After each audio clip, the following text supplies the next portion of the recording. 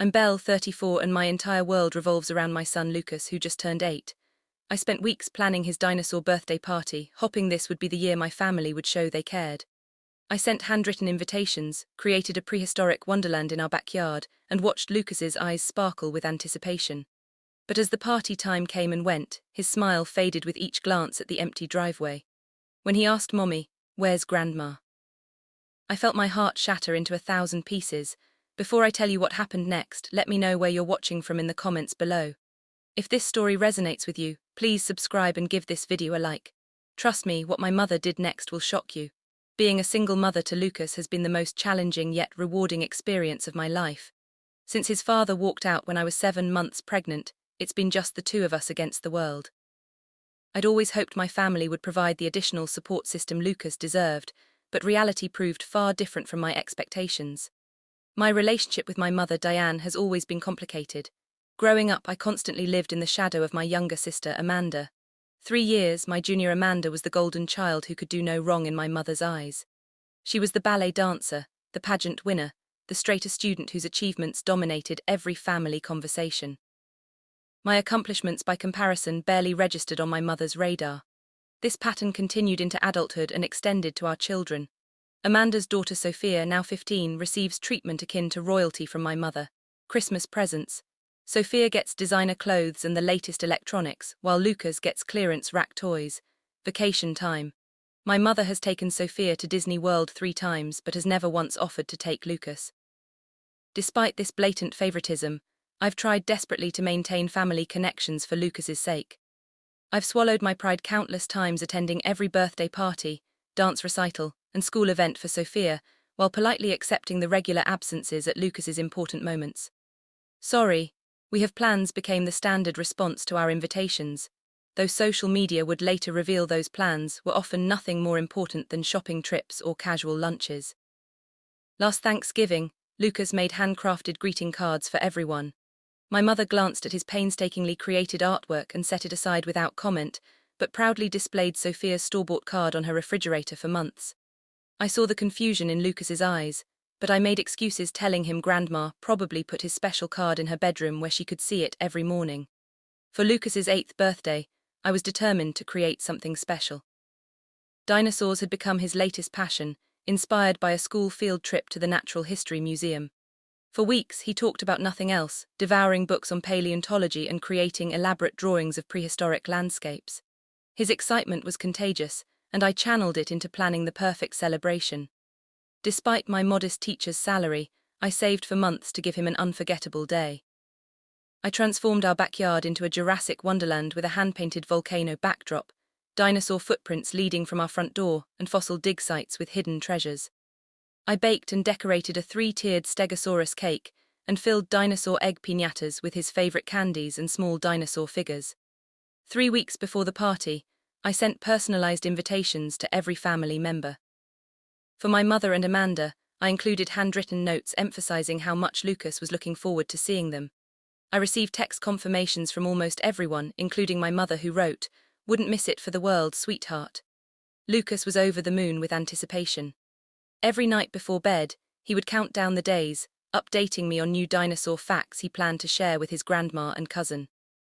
He even used his allowance money to buy Sophia a special bracelet with a tiny dinosaur charm, carefully wrapping it himself. "Do you think Sophia will like it?" he asked repeatedly, and I assured him she would treasure his thoughtful gift.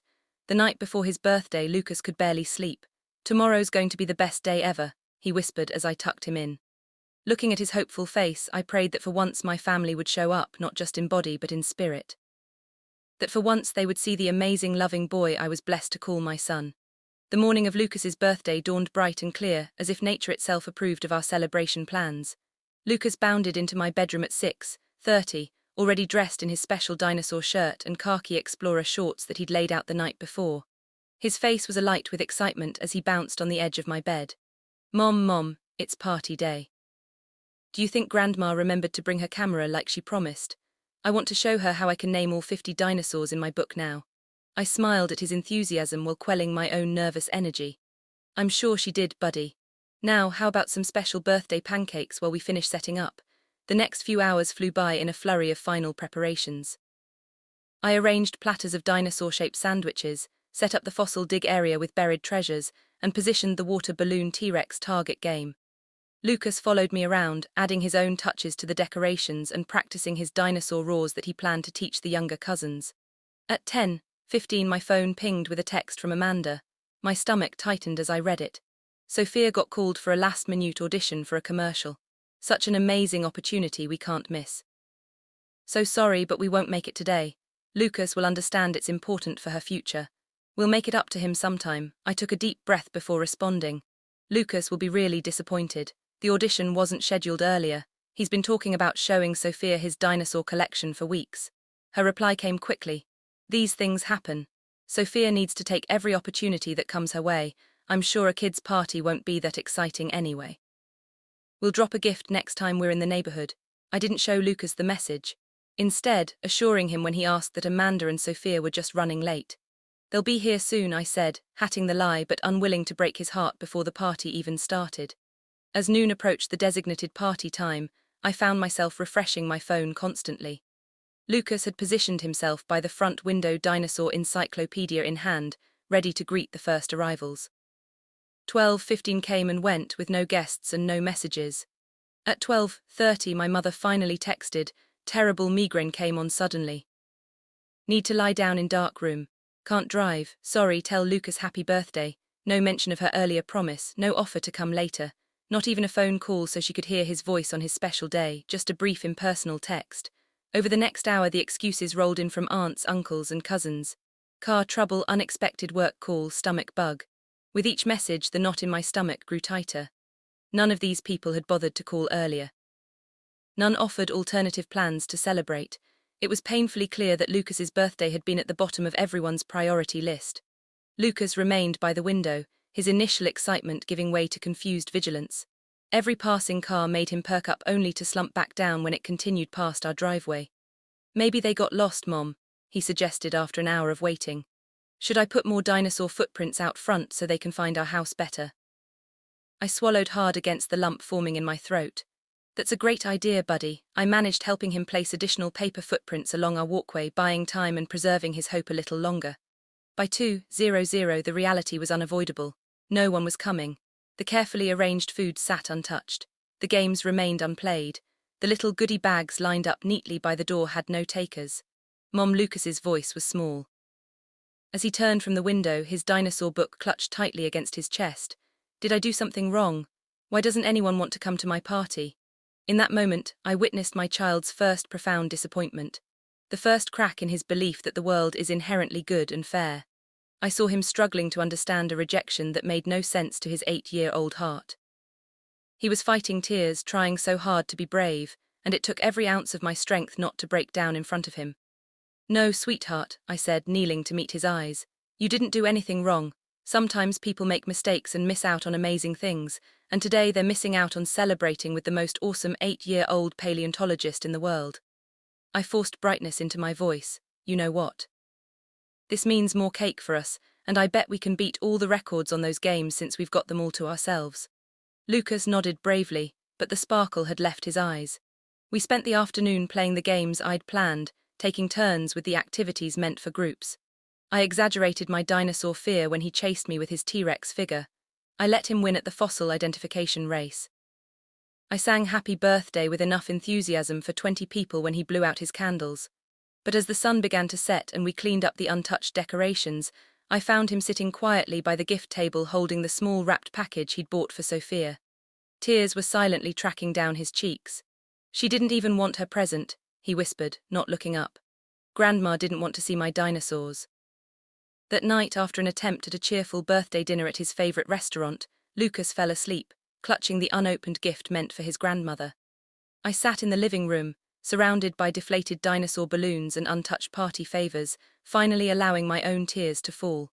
Something fundamental had shifted today, and I knew our family relationships would never be quite the same. The fallout from the birthday disaster wasn't immediately obvious. But within a week, the damage became unmistakable. Lucas's second-grade teacher, Mrs. Bennett, called me after school on Thursday, concern evident in her voice. Belle, I wanted to check in about Lucas. He's not been himself this week.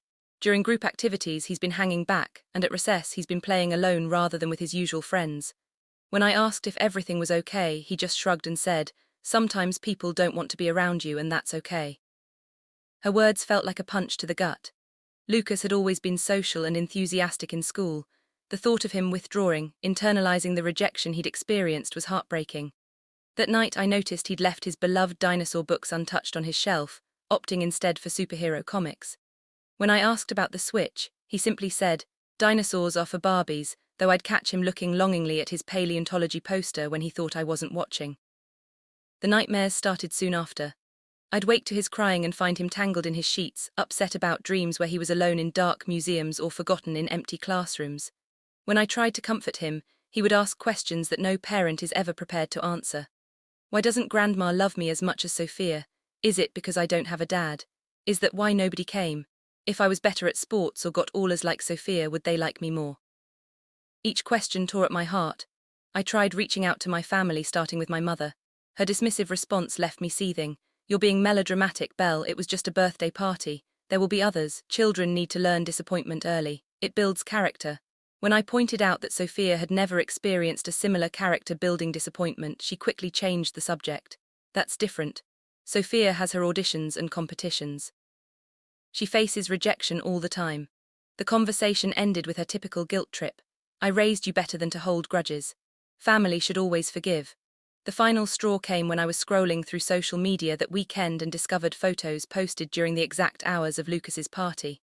There was my mother, Amanda, and Sophia, along with 2 aunts who had claimed previous engagements, all smiling at the Mal food court.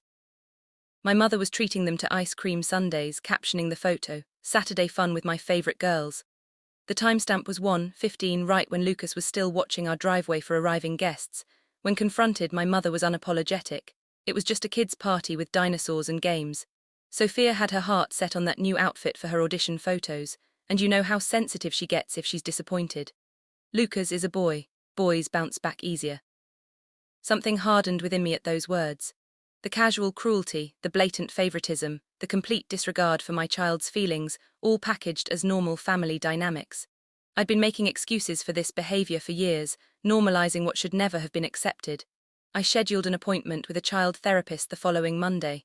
Dr. Reynolds was warm but direct in her assessment after meeting with Lucas. Children are remarkably perceptive.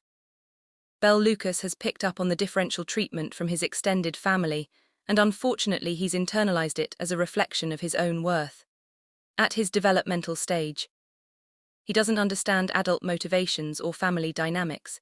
He just knows that something about him wasn't enough to bring people he loves to his special day. She leaned forward, her expression serious.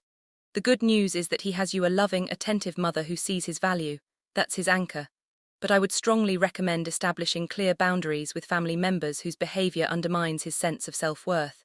Children this age can't do that for themselves."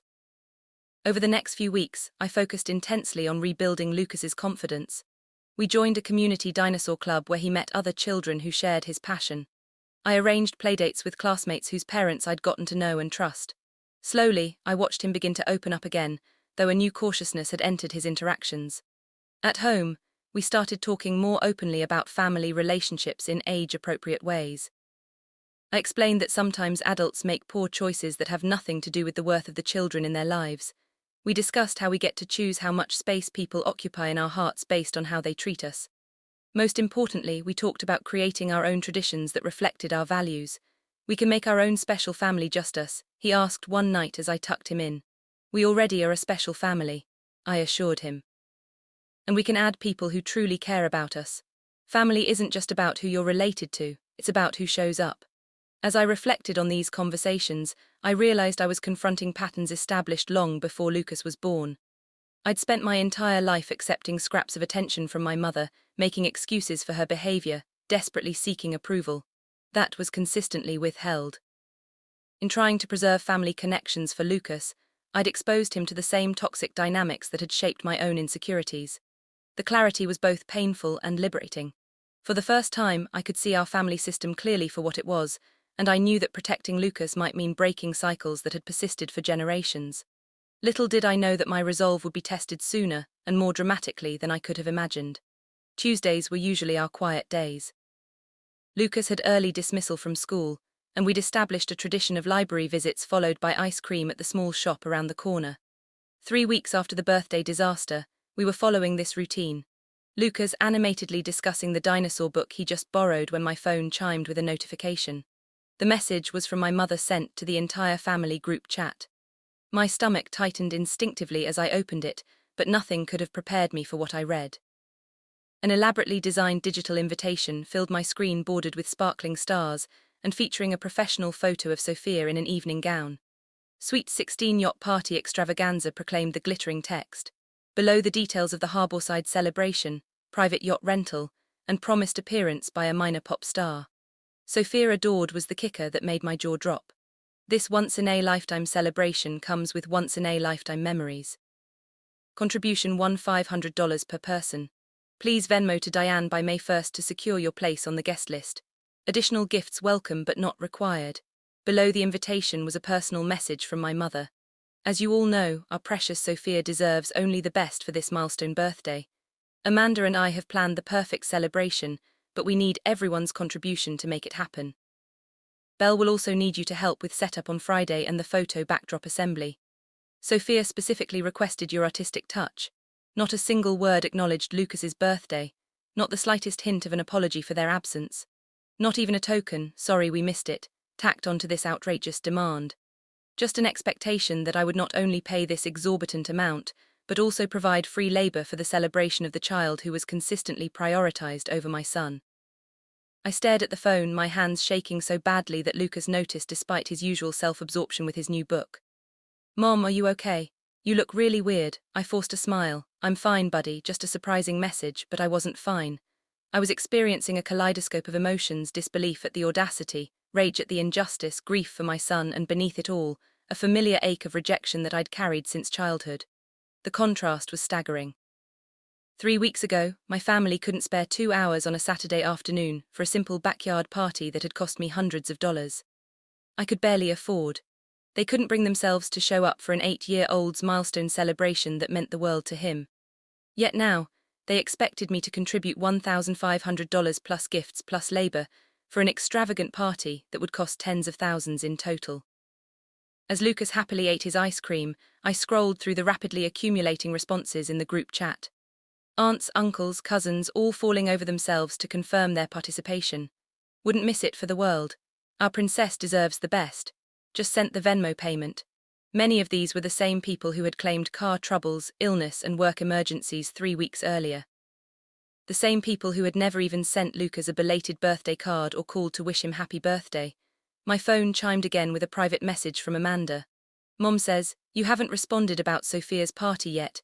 You know how she gets when people procrastinate on the planning. And remember, Sophia wants that backdrop to look like the one from that Netflix show likes. You're still the artsy one in the family." The presumption took my breath away. Not "will you help but here's what you need to do." Not "can you afford this but pay up now." Not "we're sorry we hurt Lucas but prioritize Sophia immediately." Glanced at Lucas, who was now drawing dinosaur pictures with his finger on the table's condensation. 3 weeks ago, he had stood by our window, dressed in his special outfit, watching an empty driveway, his heart breaking a little more with each passing minute. I remembered the way his shoulders had slumped when he finally accepted no one was coming. The careful way he'd packed away the handmade gifts he'd created for each family member, including the cousin who apparently now deserved a $1,500 contribution to her birthday extravaganza. In that moment, something crystallized within me. This wasn't just about a missed birthday party anymore. This was about a pattern that would continue to wound my child throughout his life if I didn't take a stand now. This was about teaching him through my actions that he deserved respect, that his feelings mattered, that unconditional love shouldn't be constantly held out of reach. I looked at the invitation again, at Sophia's smiling face, and the dollar amount that represented more than a month's worth of groceries for Lucas and me. I thought about all the times I'd swallowed my hurt, made excuses for inexcusable behavior, and taught Lucas by example to accept crumbs of affection from people who should have loved him abundantly. Mom, Lucas's voice broke through my thoughts. "Can we go to the park before we go home?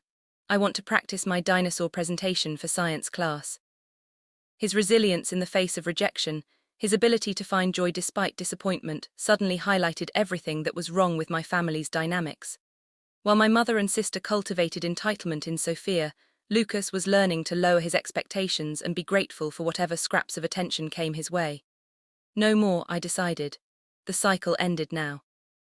That evening, after Lucas went to bed, I sat at our kitchen table with a cup of tea that grew cold as I contemplated my response to my mother's invitation.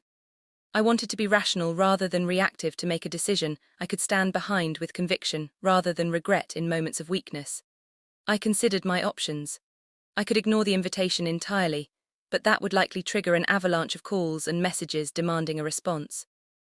I could make an excuse about financial hardship, but that would be met with pressure to find a way because family priorities matter. I could attend without paying, but that would subject Lucas and me to an event celebrating the blatant favoritism that had hurt him so deeply. None of these options addressed the fundamental issue, the complete disregard for Lucas's feelings, and the expectation that this treatment was acceptable. After hours of reflection, I made my decision. I opened my Venmo app and sent my mother exactly $1 with a simple note. Congratulations, nothing more, nothing less. Not angry, not apologetic, not detailed, just an acknowledgement that did not meet her expectations, much as her acknowledgement of Lucas's birthday had not met the basic standards of human decency. The symbolic gesture felt powerful, but I knew it wouldn't be enough. This wasn't just about one party or one slight. This was about establishing boundaries that would protect Lucas moving forward. The next morning, I called a locksmith and arranged to have our locks changed. The thought that my mother and sister had keys to our home suddenly felt invasive rather than convenient. While Lucas was at school, the locksmith replaced both the front and back door locks, providing me with a tangible sense of security I hadn't realized I was missing. That evening, I sat down with Lucas for a difficult but necessary conversation. Remember how we talked about choosing our family based on how people treat us? I began carefully. He nodded, folding his dinosaur paper into an origami creation as he listened. Well, I've been thinking a lot about how Grandma and Aunt Amanda have been treating you and treating me too. And I've decided that we need some time away from them to focus on people who make us feel good about ourselves. Lucas looked up his small face, serious because they didn't come to my party. Partly, I acknowledged, but it's more than that. It's about making sure we spend our time with people who value us and show us respect. People who show up when they say they will, people who make us feel special, not less than, like Tyler and his mom, Lucas asked, referring to his new friend from Dinosaur Club whose mother had recently invited us for dinner. Exactly like that, I confirmed. Oh, for a while we're going to take a break from seeing Grandma and Aunt Amanda and Sophia. We might not go to Sophia's birthday party. Lucas considered this, his brow furrowed in thought. Will Grandma be mad at us? She might be, I said honestly. But sometimes adults need to set boundaries even when other people don't like them. It's like at school when Mrs. Bennett has rules for the classroom. The rules aren't to be mean. They're to make sure everyone is treated fairly and with respect. He nodded slowly. So we have rules for our family now. Yes, I said, relieved at his understanding. Our rule is that we spend time with people who are kind and respectful to both of us. That night, I took the final step. I blocked my mother's number on my phone, followed by Amanda's and several other family members who had consistently participated in the toxic dynamic. I kept a detailed log of all communication leading up to this decision, saving screenshots of texts and emails just in case. The response was swift and predictable. Unable to reach me by phone, my mother sent emails with escalating urgency. Why aren't you answering your phone? We need to finalize Sophia's party details. Your behavior is extremely immature. Call me immediately. Amanda is in tears because of your selfishness. How could you do this to your sister? When I didn't respond to the emails, she enlisted mutual friends and neighbors to check on me with thinly veiled messages of concern that were clearly information-gathering missions. Your mother is worried about you, said our neighbor Mrs. Garcia when she knocked on our door. She thinks you might be going through something. Are you okay, dear? I thanked her for her concern but assured her we were fine. Just establishing some new family boundaries, I explained politely but firmly. Amanda took a more direct approach, leaving a voicemail on my work phone that I hadn't thought to block. You think you're so special with your boundaries and your dramatic exit. Mom is devastated. Sophia is crying and everyone is talking about how selfish you're being. This is her sweet 16, Belle, the biggest day of her life. But of course you try to ruin it because you've always been jealous of her. Well, guess what? This little tantrum of yours isn't going to work. Mom says she'll give you 3 more days to apologize and send the money before she takes action. The threat was vague but unsettling. What action could my mother possibly take? I soon found out. Messages arrived from extended family members and family friends, all with the same general theme. I was being selfish and cruel, breaking my mother's heart, jealous of my sister's happiness and possibly unstable. A few suggested I was having some sort of breakdown and needed help. One aunt went so far as to imply I might be an unfit mother if I was cutting off family support. The manipulation was textbook. When direct pressure failed, they resorted to triangulation, using third parties to make me doubt myself and fear potential consequences. In the past, these tactics would have worked.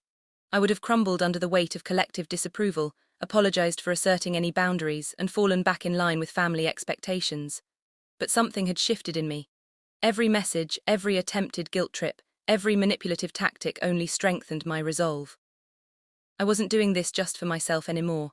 I was doing it for Lucas, teaching him through my actions that self-respect wasn't negotiable, that healthy love didn't require constant sacrifice of your own well-being. For the first time in my life, I felt clarity about my relationship with my family. The fog of obligation, guilt, and hope for change had lifted, revealing a stark reality. This dynamic wasn't going to improve. The patterns were too deeply entrenched, the roles too rigidly established. Lucas would always be the less favored child, the afterthought, the one expected to understand why his cousin's desires trumped his needs. Unless I changed the script entirely. The Wednesday morning knocks on our door firm and authoritative. Through the peephole I saw 2 police officers standing on my porch, their expressions serious. My heart raced as I opened the door, mind racing through possible emergencies. Belle Anderson, the female officer, asked, consulting a small notebook. "Yes, that's me," I confirmed, anxiety mounting. "I'm Officer Rivera and this is Officer Bennett. We're conducting a welfare check. Your mother, Diane Lewis, called concerned about your well-being and that of your son. She reports that you've cut off contact suddenly and may be experiencing mental health issues that could impact your parenting. We're required to follow up on these reports." The realization of what my mother had done hit me like a physical blow. She had called the police, claiming I was potentially unstable or dangerous because I had set boundaries she didn't like. She had weaponized law enforcement in an attempt to frighten me back into compliance. "We're both absolutely fine," I said, working to keep my voice steady. "May I ask what specific concerns were raised?" Officer Rivera consulted her notes again. "Mrs. Lewis reported that you've been acting erratically, changing your locks, cutting off family contact, and making concerning statements about your family. She's worried about your mental state and its impact on your son." I took a deep breath. "Officers, I recently made the difficult decision to create some distance from certain family members after a pattern of behavior that was hurtful to my son. I did change my locks, as is my right as a homeowner. I did limit contact with my mother and sister, as is my right as an adult, but there are absolutely no mental health or child welfare concerns here." I gestured toward our home. "Would you like to come in and see that everything is normal and my son is well cared for? He's at school right now, but I'm happy to show you his room, our fully stocked refrigerator, his school attendance records, anything that would, I assure you, were fine." The officers exchanged glances, then accepted my invitation. I showed them around our modest but clean and organized home, pointing out Lucas's artwork on the refrigerator, his well-maintained bedroom, the calendar, tracking his activities and achievements. "I understand family disputes can get complicated," Officer Bennett said as they completed their inspection. "Based on what we're seeing, there's clearly no cause for concern about the welfare of your son or yourself. However, I would suggest documenting these interactions with your family, in case the situation escalates further." I nodded and retrieved the folder where I'd been keeping screenshots and notes. "I've already started. This includes texts showing my family's absence from my son's recent birthday, despite confirmations they would attend, followed by demands for $1,500 for my niece's birthday celebration, just weeks later." Officer Rivera looked surprised as she glanced at the documentation. "That's thorough, smart to keep records." She handed me her card. "If you experience any harassment or additional wellness checks that seem unwarranted, please don't hesitate to contact me directly." After the officers left, I sat on my couch shaking with a mixture of anger, vindication, and residual fear. My mother had escalated to involving authorities, potentially putting my custody of Lucas at risk, all because I'd refused to comply with her demands. The manipulation had taken a dangerous turn. I called my supervisor at work to request the rest of the day off, explaining vaguely about a family emergency. I needed time to process what had happened and prepare for whatever might come next. What came next was more direct than I anticipated. As I was leaving the school after picking up Lucas that afternoon, I spotted my mother's car pulling into the parking lot. Amanda was in the passenger seat and they both exited the vehicle with purposeful strides heading straight toward us. Lucas, honey, I said quickly. I need you to get in the car and put on your headphones with your dinosaur show. Okay, adult conversation happening. He looked confused but complied, sensing the tension in my voice. I locked him safely in the car before turning to face my mother and sister in the school parking lot. How dare you, my mother hissed when she reached me, blocking our numbers, changing your locks, sending $1 as an insult. Do you have any idea how you've hurt this family? Several parents were picking up their children nearby, some glancing curiously in our direction. I kept my voice low and controlled. This isn't the place for this discussion. And after sending police to my home with false concerns about my mental health, you've lost any right to demand conversations with me. Amanda stepped closer, her face flushed. You're ruining Sophia's birthday with your selfishness. She's been crying for days because her favorite aunt won't be at her party. How could you be so cruel to a teenage girl? The hypocrisy was so stunning. I almost laughed. Interesting concern for a teenager's feelings. Where was this concern for an 8-year-old boy's feelings when none of you showed up for his birthday after promising you would? That was different, my mother dismissed with a wave of her hand. We had legitimate reasons, and children need to learn disappointment. Apparently. Some children more than others, I replied coldly. Since Sophia has never had to experience the disappointment of an empty party where not a single family member bothered to show up. My mother's expression hardened. This ridiculous grudge of yours needs to stop now. You're embarrassing yourself and hurting our family. I expect you to apologize. Send the proper contribution for Sophia's celebration and return to family gatherings with a better attitude. Something about her certainty, her complete confidence that I would eventually fold under pressure as I always had before, sparked a clarity I hadn't fully accessed until that moment. Mom, I said quietly, I'm not going to apologize for protecting my son from people who consistently make him feel less than. I'm not going to contribute financially to an extravagant celebration for one child when another child's simple party wasn't worth your time.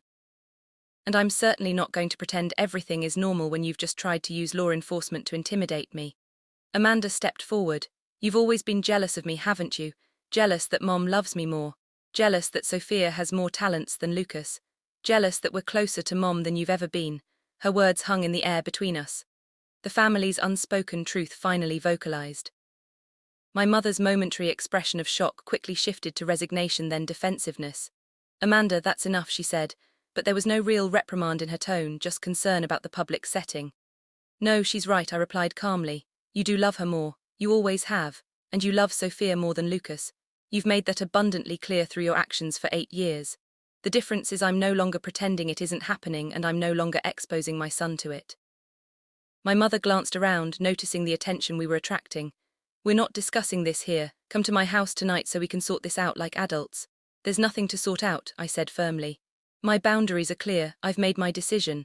Lucas and I will be taking a break from family gatherings until there's genuine acknowledgement of the hurtful patterns and sincere effort to change them. You can't keep my grandson from me, my mother threatened, her voice rising. I have rights. Actually, you don't, I corrected her. Grandparents don't have inherent visitation rights when parents are fit and have full custody, which I do. And sending police to my home with false concerns has been documented and will only strengthen my position if you try to pursue this legally. I turned to walk away, but Amanda grabbed my arm. This isn't over. You think you're so perfect with your boundaries and your moral high ground. Mom has done everything for you and this is how you repay her. By denying her access to her grandson, by ruining Sophia's special day. I gently but firmly removed her hand from my arm. I think we have very different definitions of everything, Amanda, and very different memories of our childhood. I hope someday you'll be able to see the patterns for what they are. As I walked to my car where Lucas was waiting, I heard my mother's parting shot. You'll regret this, Belle. When you have no family left, you'll realize what you threw away. I didn't turn around. Didn't engage further. Getting into the car, I put on a smile for Lucas, who removed his headphones with a worried expression. Is everything okay, Mom? Was Grandma mad? Everything is fine, buddy, I assured him. Grandma and I have different ideas about some things right now, that's all. Remember what we talked about with boundaries? He nodded solemnly about spending time with people who are nice to us. Exactly. And right now we're focusing on the people who make us both feel good, like Tyler and his mom, who invited us for pizza night on Friday. Sound good? His face brightened. Yeah, Tyler's mom said they have a fossil kit we can use. When we arrived home, there was a large gift basket on our porch with a card signed from your loving family. Inside were expensive toys, gift cards, and a note saying, We miss you both. Let's put this misunderstanding behind us. The attempt at material manipulation was so transparent, it made my heart ache. No acknowledgement of wrongdoing, no genuine apology, just gifts meant to purchase compliance and a return to the dysfunctional status quo. Lucas looked at the basket with confusion. Is this because they missed my birthday? No, honey, I said truthfully. This is because they want us to forget that they missed your birthday without them having to say they're sorry. He considered this with surprising maturity. That's not really how apologies work, right? Mrs. Bennet says we have to use our words to say sorry, not just give stuff. Mrs. Bennet is absolutely right, I affirmed, marveling at his emotional intelligence. What should we do with these things? Lucas thought for a moment. Could we give them to kids who don't have toys, like a birthday present from me to them? In that moment my heart swelled with pride. Despite everything, my son's compassion remained intact. That's a wonderful idea. We'll take them to the children's hospital this weekend. The next day I contacted a family attorney and filed for a restraining order based on harassment and the false police report. I didn't want to take such a drastic step, but the escalation to involving authorities had crossed a dangerous line. The attorney agreed, particularly after reviewing my documentation. This is a clear pattern of emotional manipulation escalating to potential endangerment of your parental rights, she advised. A temporary restraining order is absolutely warranted while we pursue more permanent legal protections. When the temporary order was granted, I felt a strange mixture of sadness and relief. The legal document represented both a failure and a new beginning. The family relationships I had tried so desperately to nurture despite their toxicity had officially shattered. But from those broken pieces, I was building something healthier for Lucas and myself. 6 months passed, like a season-changing, gradual yet transformative. Lucas turned 8.5, proudly announcing the half-year as significantly as his full birthday, and in many ways it was more significant than his actual birthday had been. For his half-birthday, we hosted a small gathering at the local Natural History Museum. Tyler from Dinosaur Club was there with his parents. So were 2 boys from Lucas's class and their families, people who had become genuine friends over recent months. The children dug for fossils, learned about prehistoric plants, and laughed until they were breathless in the interactive exhibit on dinosaur sounds. There were no elaborate decorations or expensive entertainers, just genuine connections, children who wanted to be there and parents who understood the value of showing up. Lucas beamed throughout the day, introducing his friends to his favorite exhibits with the confidence of a child who knows he is valued. "This is the best birthday ever, Mom," he whispered as we drove home that evening, even though it's only a half one. Those words, so simple yet so profound, confirmed that we were on the right path. The restraining order against my mother and Amanda had been extended after they made several attempts to contact us through third parties and showed up at my workplace again.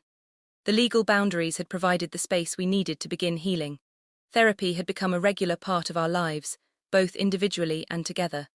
Dr. Reynolds helped Lucas process his feelings about family rejection without internalizing them as reflections of his worth.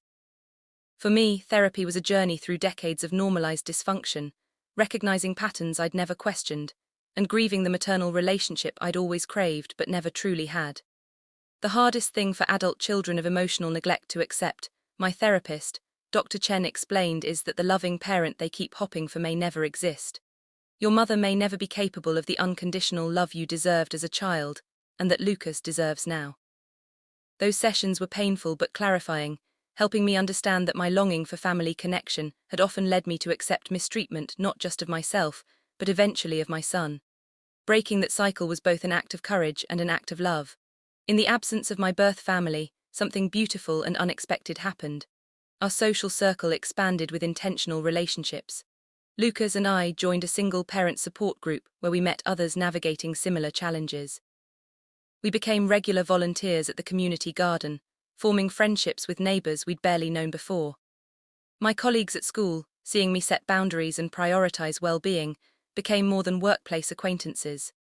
Most surprisingly, my late father's sister Janet, who had lived across the country and had minimal contact with our family for years, reached out after hearing about the situation through extended family. "Your father would be heartbroken to see how you and Lucas have been treated," she told me during our first phone call. "He always worried about the dynamics in that household even before he passed." Through regular video calls, Janet became a loving presence in our lives, sending Lucas thoughtful gifts related to his interests and asking genuine questions about his activities. When she visited us that summer, The natural ease between them made clear what healthy family relationships could look like. 3 months after the restraining order was issued, my mother made one final attempt at reconciliation. She sent a letter through her attorney offering to attend family therapy sessions and acknowledging that mistakes were made on both sides. The non-apology was revealing in its continued deflection of responsibility. There was no recognition of the specific harm done to Lucas, no acknowledgement of the pattern of favoritism, just a general suggestion that we had mutual issues to resolve and that I was being unnecessarily punitive by maintaining distance. After consulting with my therapist, I responded through my attorney with clear conditions for any potential future contact, acknowledgement of specific hurtful behaviors, commitment to equal treatment of all family children, respect for my parental boundaries, and individual therapy for my mother to address her own patterns. I'm open to healing, I wrote, but not to returning to dynamics that hurt my son. Her response was telling. She refused individual therapy as unnecessary and insisted that family therapy should focus on my overreactions and inability to forgive small slights. The exchange confirmed what I had come to understand. Real change wasn't being offered, just a return to the same patterns with slightly modified language. As for Sophia's Sweet 16, social media revealed it had proceeded as planned, yacht and celebrity appearance included. The photos showed smiling family members celebrating lavishly, seemingly unbothered by our absence. If anything, the elaborate event only highlighted the disparity in how the children in our family were valued and celebrated. In quiet moments, I sometimes felt twinges of grief for what might have been. The loss of family, however dysfunctional, carries its own unique pain. But those moments grew less frequent as our new life took shape, defined by authenticity rather than obligation, by quality connections rather than genetic ties. The most profound validation came unexpectedly 6 months into our new normal. Lucas and I were reviewing calendar dates for the upcoming month when he spotted his 9th birthday approaching. "Mom," he asked tentatively, "for my birthday this year, can I invite my real family, your real family?" I echoed, not immediately understanding. He nodded seriously. "Tyler and his parents and Miss Janet and your friend Maria and the Dinosaur Club people, the people who really care about us, that's what you said. Family is right, the people who show up." Tears pricked my eyes as I pulled him into a hug. "That's exactly right, buddy. Family is the people who show up. And yes, we'll invite all of them. The journey hasn't been easy." Setting boundaries rarely is, especially with family members who have never had to respect them before. There have been flying monkeys guilt trips from extended family, occasional moments of doubt, when the weight of cultural expectations about family obligation feels heavy. But each time I see Lucas engage with our chosen family, confident and secure in the knowledge that he is valued for exactly who he is, I know we made the right choice. Breaking the cycle of conditional love and emotional neglect isn't just about protecting him now. It's about giving him the foundation to form healthy relationships throughout his life, free from the patterns that shaped my own childhood. If you're watching this and something in our story resonates with your own experience, please know you're not alone. Setting boundaries with family is one of the hardest things many of us will ever do. But sometimes it's also the most loving choice we can make, not just for ourselves but for the next generation. Have you ever had to make a difficult decision to protect yourself or your child from family dynamics? Share your experience in the comments below. Your story might be exactly what someone else needs to hear today. And if this video helped you feel less alone in your journey, please subscribe and give it a like. I'm grateful for this community where we can share our truth and support each other's growth. Thank you for being part of our chosen family, even if just for the time it took to watch this video. Music.